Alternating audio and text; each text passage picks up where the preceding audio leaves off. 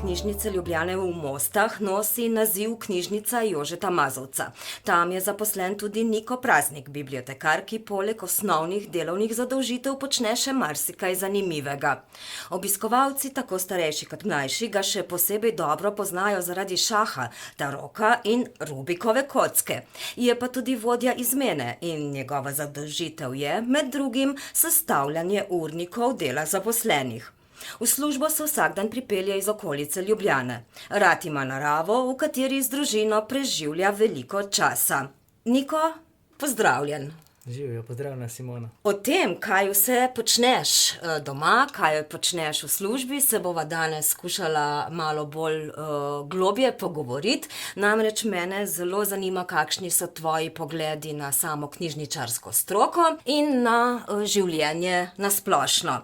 Ko sem se pripeljala v knjižnico Jožeta Mazovca z mestnim prometom, z avtobusom številka 9, sem izstopila pri tržnici in se napotila proti stavbi kulturnega doma Španski borci, zato ker sem vedela, da je tam knjižnica. Presenetilo me je pa, ko sem gledala naokrog, da ob vseh drugih oznakah različnih lokalov v bližini ni oznake, ki bi nas napotila k vhodu knjižnice. Kako vas ljudje najdejo?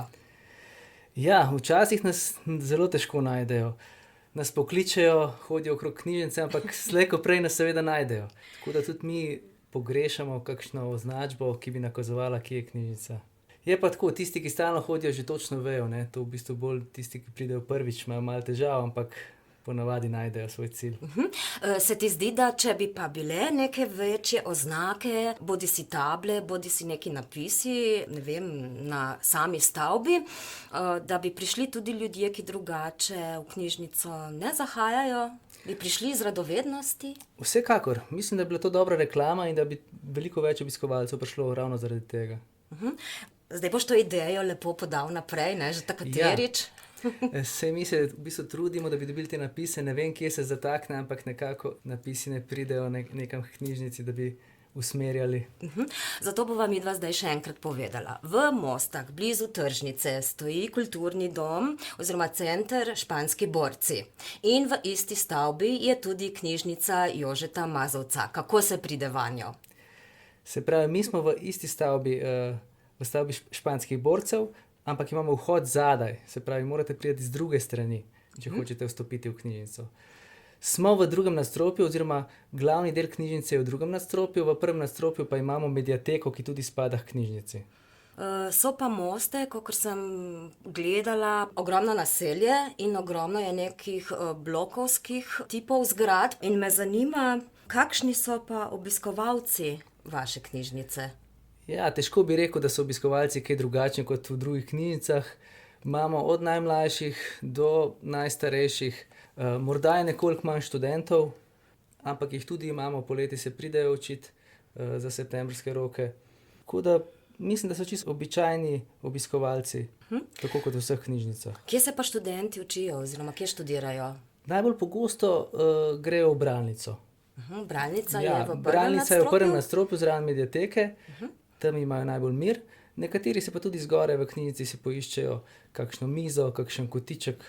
Ja, za takšne kotičke, mize, stole, fotelje je pri vas kar malo prostora. Knjižnica je kar dobro natrpana, založena, z gradivom in vse gradivo je v enem nadstropju. Drži.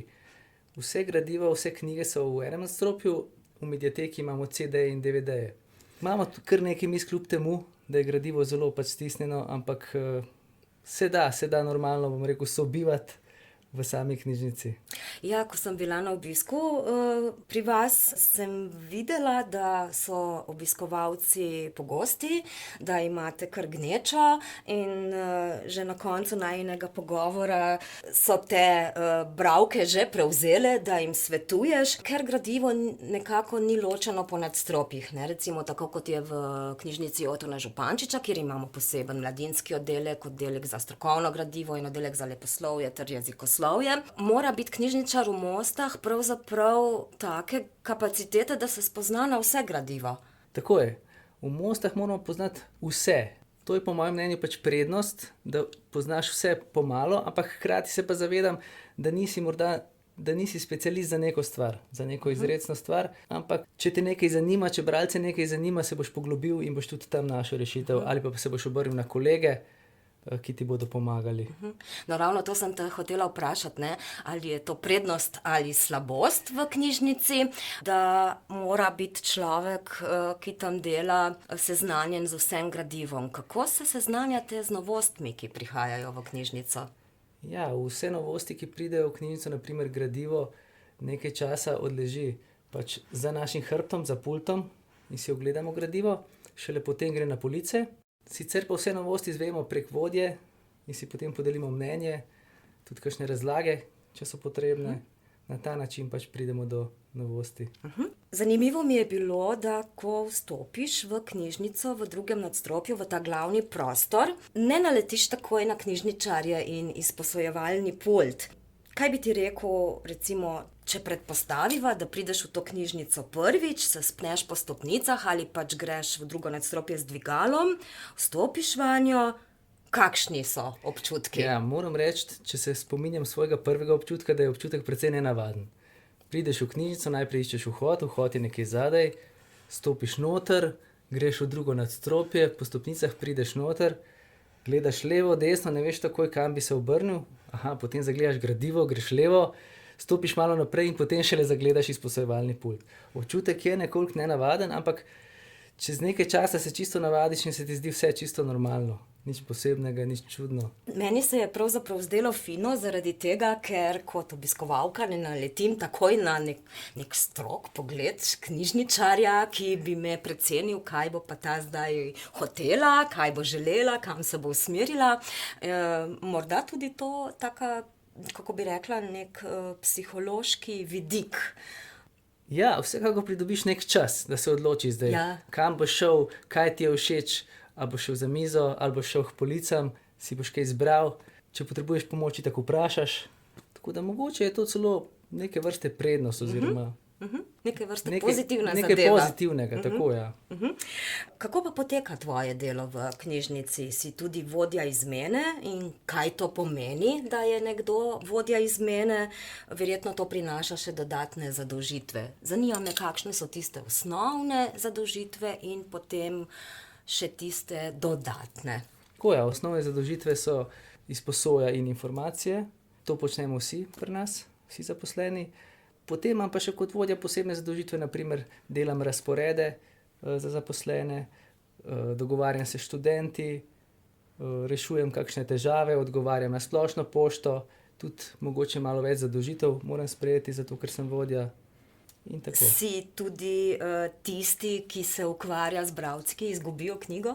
Tudi. Pogosto pač bralca, ki je izgubil knjigo, pač napotijo k meni in potem se jaz z njim dogovorim, kako pa kaj.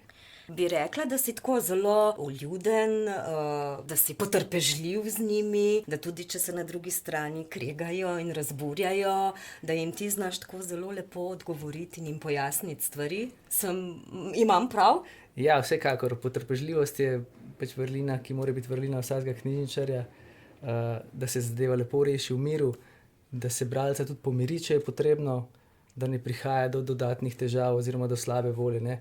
Najmanj, kar si želimo, je to, da bi bralec odšel iz knjižnice slabe volje, ne. Tega res ne želimo. Želimo si, da ima dober občutek, ko je stopil in ko je izstopil iz knjižnice. Tudi če je prišlo do kakšne težave, izgube gradiva, mogoče kakšnih njegovih posebnih zahtev, ki jih ne moremo v tistem trenutku izpolniti. Nekako, da razume pač tudi naša pravila in predvsem, da dobre volje pač odide iz knjižnice. Se strinjaš, da en tak zadovoljen bralec prispeva k temu, da nagovori še koga, da bi obiskal knjižnico, nezadovoljen, jih pa kar nekaj več, še več odvrne? Vsekakor. Mi si želimo, da bralci ponovno prihajajo, da se vračajo v našo knjižnico, da širijo dobro ime in da še koga pač povabijo. To je vsekakor naša največja želja. Tvoji, da tako rečem, so pa tudi števci za porabo elektrike v knjižnici. To mi je bilo zelo zanimivo in tudi neke podobne, posebne tehnične zadolžitve. Zakaj vse pravzaprav te kot bibliotekarja uporabijo? Ja, res je kar nekaj še, posebnih zadolžitev. Naprimer, treba je razdeliti račun za elektriko med knjižnico pa Centrom za socialno delo in šolo v Polju, ne. Tukaj gre za staro knjižnico Polje, kjer so števci nekako niso najboljše razdeljeni, oziroma treba je potem razdeliti ta denar. To je ena taka posebna stvar, potem treba je popisovati vodo tudi to je treba oddati.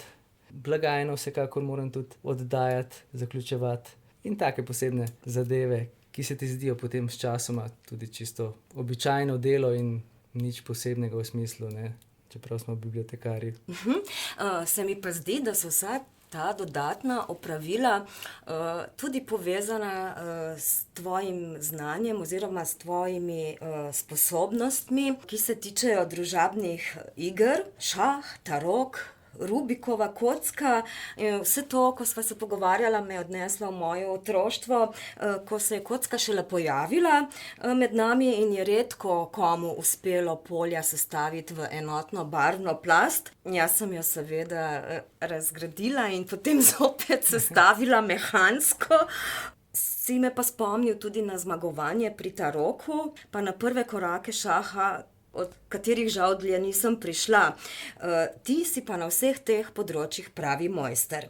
Kakšna je bila pot do tega znanja, da obvladuješ vsa ta znanja v zasebnem življenju in tega, da si to implementiral v svojo službo in da širiš ta znanja naprej? Ja, vsaka od teh iger ima svojo zgodbo. Na primer, tarok se še danes živo spomnim, kako smo na morju v Strunjanu pred sosedovo prikolico se učili tarok. Takrat sem prvič igral pri 5 letih in se spomnim igre, ko so rekli: itak je štih izgubljen, vrži najmanjšega taroka. In seveda sem jaz takoj vrgel pagata in so vsi skočili: ne pagata, samo pagata ne. No, Ja, če je pa najmanjši. tako, ne. ja.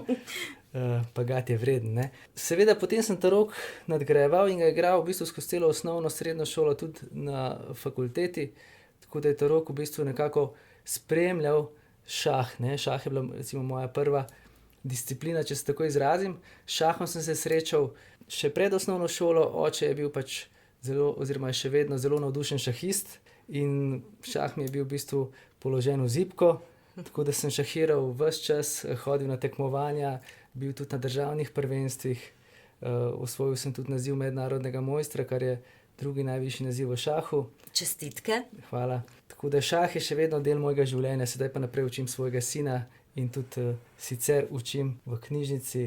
Imaš skupine, kjer igrate šah? Starejši, mlajši, otroci? Tako, imam skupine in za mlajše in za starejše, tako da se tako otroci učijo. Začetnike, nadaljevalne? Lahko so čisti začetniki, lahko so nadaljevalni, mešano, se prilagodim. Kar želijo, to dobijo. Na ta način se učimo. Nekateri želijo samo igrati, nekateri se pridejo učiti, tako da pač glede na njihove želje. Koliko pa hodi takih članov k tebi Ja, na učenje šaha? tam okrog 4-5 jih pride na srečanje, recimo otrok in tudi odraslih. Malo je odvisno, včasih tudi samo 1-2 otroka, včasih tudi 10 odraslih, čisto odvisno od trenutka, od obiskovalcev, od želja v tistem trenutku, ne. Imaš tudi skupino, v kateri igrate tarok? In Tako. jim pojasnjuješ pravila, ki niso pravzaprav najlažja v začetku. Tako. S tarokom sem začel 3 leta nazaj. Ideja je pa prišla na ta način, ko se je eden od uporabnikov ponudil, da bi lahko on učil tarok v knjižnici, in potem sem se spomnil, da v bistvu bi ga lahko tudi jaz učil, ker imam vse to znanje, ne. In zdaj po 3 letih taroka sem celo napisal knjigo Tarok za vsakogar, tako da je to tudi v pomoč igralcem in tudi ostalim bralcem. Na tarokih hodi konstantno tam 6 do 8, včasih je pa tudi 15 obiskovalcev. Imam In potem izmenično. igrate v skupinah po 4? Tako, če se le da, ali igramo 3? v skupinah po 4, ker je bolj družabna igra, če ne gre, gremo tudi v 3. Prilagajamo se sproti, če je treba, jaz igram, če ni treba, pomagam, učim. Če kdo pride čisto na novo, ga čiste osnove učim, tako da vsekakor se prilagodimo, da so vsi potem zadovoljni nekako, da tarok sprejmejo kot eno tako zanimivo igro s kartami. Ja, zahteva kar dobro poznavanje. Tvoja knjiga bo prav prišla vsem, ki se začenjajo učiti. Meni, še danes si jo bom izposodila, če je le na voljo, pa zato, da bom obnovila svoje znanje. Govorila sva tudi o Rubikovi kocki. Rubikovo kocko otroci ali pa recimo mladi, pa tudi odrasli še vedno uporabljajo za to, Ja, da se zamotijo ne. in da rešujejo probleme. Neverjetno je, tudi jaz sem mislil, da Rubikova kocka ni več popularna. Zdaj bi najprej začel mogoče zgodovino, kako sem se jaz spoznal z Rubikovo kocko. Ko sem bil majhen, sem imel eno Rubikovo kocko, ampak takrat niti približno nisem pomislil, da bi jo lahko kadarkoli sestavil. Se spomnim, ena stranica, morda dve je šlo, vse ostalo pa ne. No, potem je pa dobrih 5 let nazaj sin prinesel kocko domov, ki mu je kupila mama. In seveda me je ves čas prosil, dajva to sestaviti, dajva to. Nekako nekaj časa sem rekel, kako bo to, težko je, polno enega dela je, težko bo to sestavila. Ampak potem me je tako prepričeval, da sem počasi začel probavati, se učiti, gledal pravila, kako se sestavlja. In s težko muko sem nekako prvič sestavil to Rubikovo kocko. Zdaj se mi je res težko. Potem pa sestavljaš in ko jo 100-krat sestaviš, se ti zdi to čisto nekaj enostavnega. Praviš, da je potrebno znanje nekih algoritmov, ali kako si že rekel? Tako, neka osnovna pravila so in potem neki algoritmi, ki jih moraš v nekem trenutku zavrteti. Ti moraš točno vedeti, kakšen je položaj na kocki in vedeti, kateri algoritem v katerem položaju. Na začetku je to zelo težko si zapomniti, ampak sčasoma ti to preide v kri in brez težav jo sestaviš. Baje tvoj sin sestavi Rubikovo kocko hitreje, kakor ti? Tako, jaz se vsekakor ne morem tako hitro sestaviti. On rabi manj kot minuto, ima hitre prste, jaz pa recimo minuto pa pol, če je zelo ugodna postavitev, ker malo je odvisno od postavitve, kako hitro sestaviš. No? Ampak hitro potem sestavljam 2 minuti pa pol ali 3. Joj, se meni sliši tako neverjetno. Z Rubikovo kocko se tudi ukvarjaš v knjižnici službeno? Tako. Naredil sem tudi delavnice Rubikove kocke in seveda nisem imel nobenih pričakovanj. Mislil sem, mogoče bo prišel 1 ali 2, da bojo to starejši ljudje, pač recimo mojih let, ki v mladosti niso znali sestaviti, ampak na moje presenečenje je na mojo delavnico prišlo 15 otrok in vsi vsak svojo Rubikovo kocko. In potem smo se učili Rubikovo kocko in zdaj te delavnice stalno ponavljam, ali med počitnicami po zimi, ali med poletnimi počitnicami, tudi letos avgusta imam 2-krat. Bova povabila vse, da pridejo na te tvoje delavnice. Sem te pa ravno to hotela tudi vprašati, kako obveščate uporabnike knjižnice o svojih dogodkih, dejavnostih? Ja, obveščamo na več načinov, vedno damo v mesečnik, če se le da, potem pa tudi na infogalerijo in pa s plakati na naši oglasni deski. Tako da vsi obiskovalci, ko pridejo v knjižnico, takoj vidijo, če je kakšna delavnica in se potem lahko prijavijo. In potem dober glas je že v 9. vas in pride na Rubikovo kocko 15 otrok. Tako. To mi je zelo všeč. Niko, ali misliš, da splošne knjižnice v Sloveniji dovolj dobro pa dovolj hitro sledijo novim tehnologijam? Ja, jaz mislim, da knjižnice zelo dobro sledijo, da se trudijo po svojih močeh, vendar je treba tukaj se zavedati, da je seveda to vedno odvisno od financ. Več ko je financ, bolj si lahko moderen in pač včasih ne moremo imeti najnovejše opreme, ampak vsekakor gremo v korak s časom.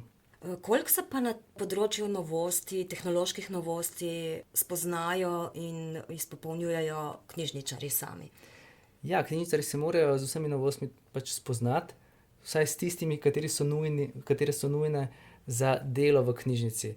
Zdaj, če niso preveč tehnični tipi, osvojijo pač samo te najnujnejše osnove, bom rekel.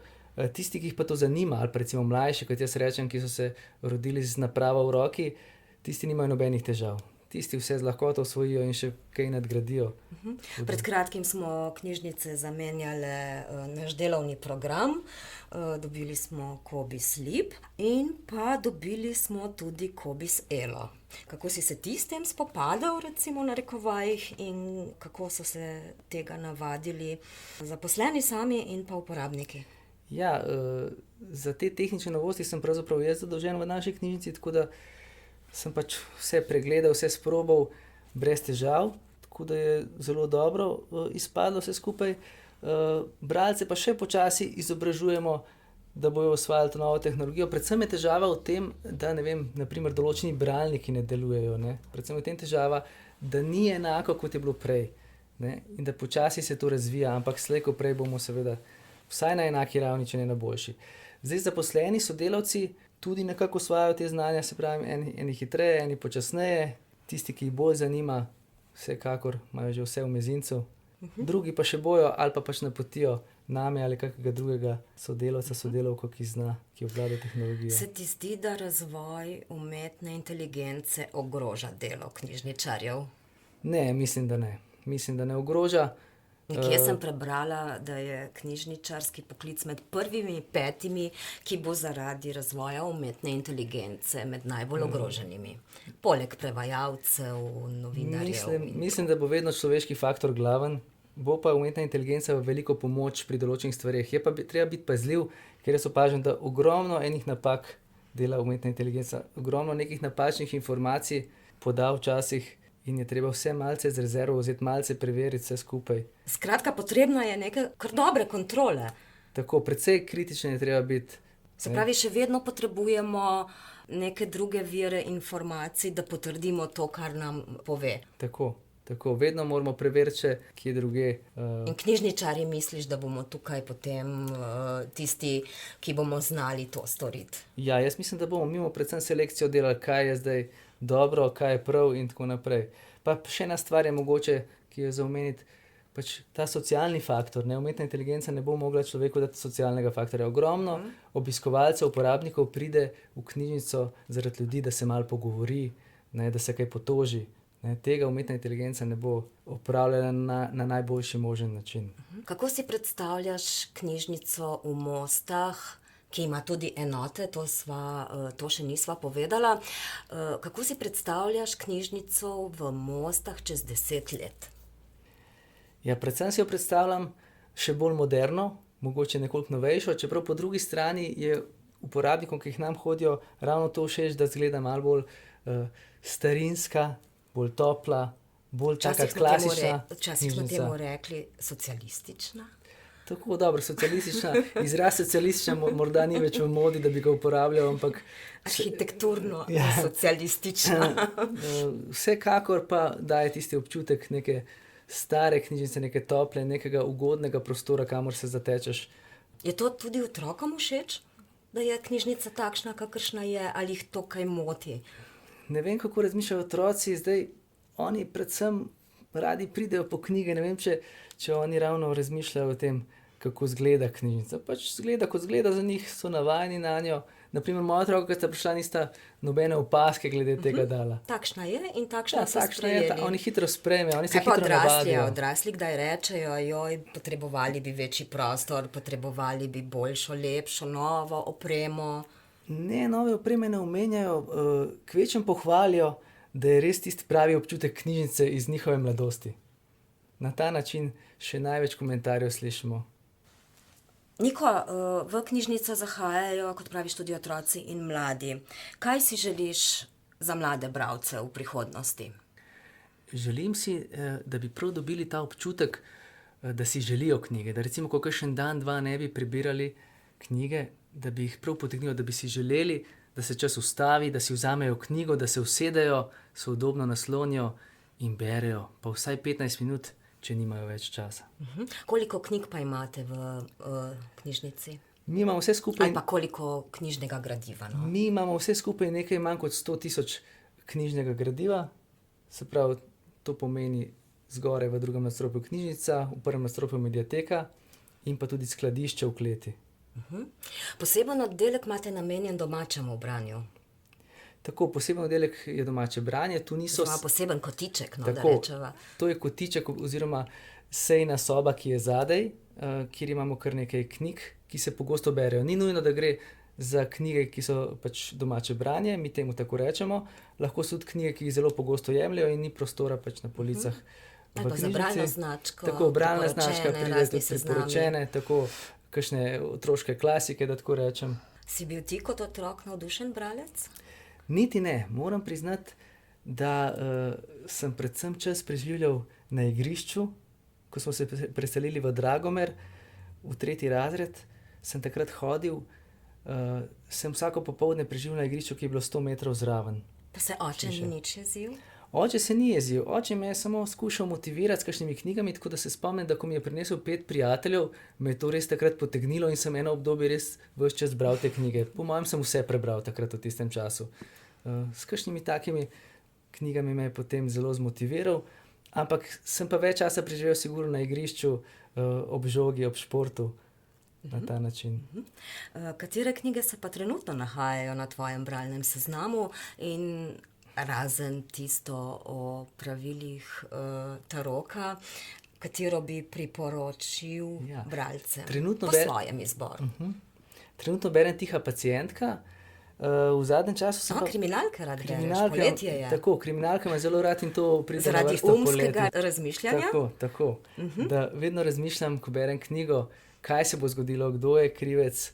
Kako bo pisatelj zapletel zadevo? V bistvu mi ni všeč, če pisatelj kar zaplete potem na čisto nelogičen način, da je potem morilec kar nekdo, ki ne bi med zgodbo nikoli pomislil.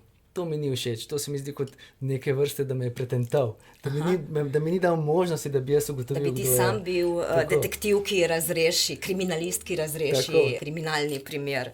Sem pa pravkar prebral tudi Gringo Loco knjigo, se je velik naval v bistvu za to knjigo, niti ne bi rabo delati reklame, ampak bom tako rekel, to knjigo je res treba prebrati, da vidiš nedaleč stran, daleč pa hkrati blizu obstaja čisto drug svet. Čisto drug svet z drugimi pravili, druga dimenzija. Mi si tega sploh ne moramo predstavljati in v tej knjigi dejansko iz prve roke vse to zveš.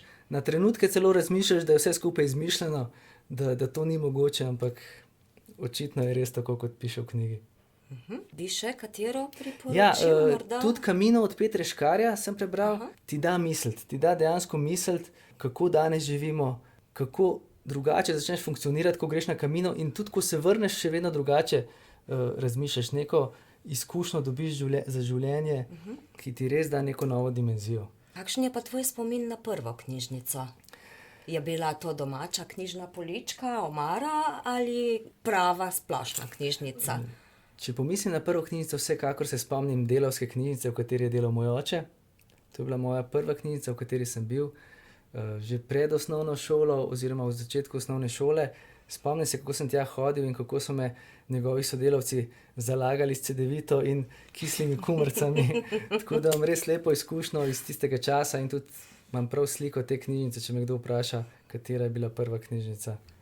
Je bila to delavska knjižnica? To je bila delavska knjižnica, tako. Jo kaj pogrešaš? Ne, niti ne. Po eni strani mi je bilo že takrat všeč ta združitev, ko se je knjižnica Otona Župančiča združila, z mestno in pionirsko knjižnico so se združile v eno knjižnico, ker je bila potem to večja knjižnica, imela je na razpolago vse. Tako da mi je bilo to po eni strani tudi všeč in tudi zdaj mi je všeč, ko je mestna knjižnica združena, da lahko greš v katerokoli knjižnico, da smo vsi sodelavci, da imaš dostop do vsega gradiva. Se ti zdi to tudi ene vrste napredek? Često namreč po evropskih knjižnicah na raznih srečanjih povedo, da so nad našim sistemom pravzaprav navdušeni.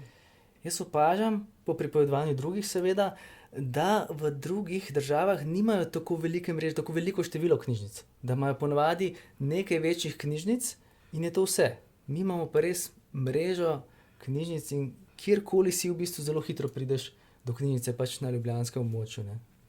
Ja, je res in tudi to, da imamo več kot 50, več kot 55 splošnih knjižnic glavnih, plus potem še različnih enot. Koliko enot ima knjižnica v Mostah?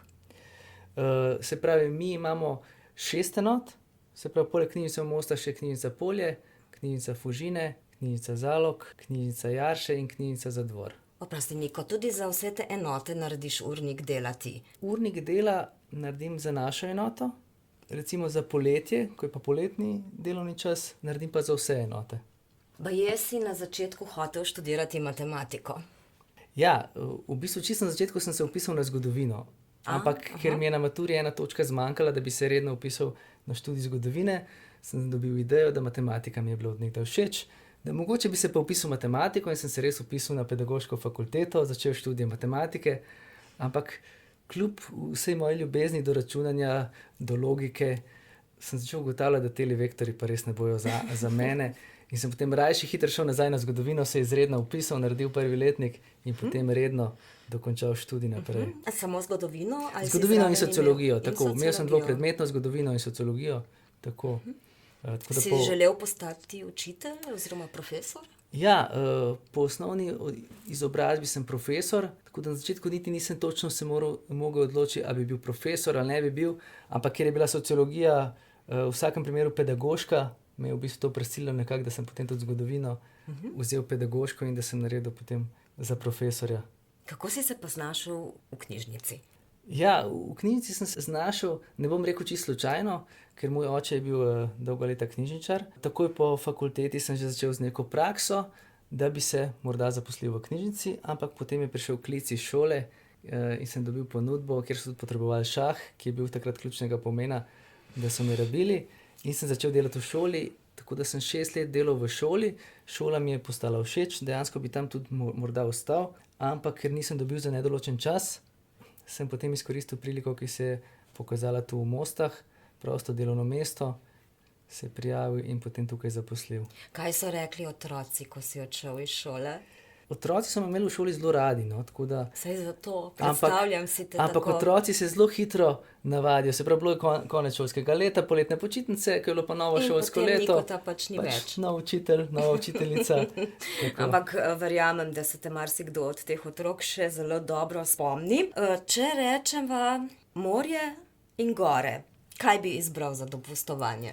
Vsekakor bi izbral morje, čeprav moram reči, da sem bil tudi na Triglavu, ne? Tako da sem tudi gore okusil, ampak morje imam vsekakor raje.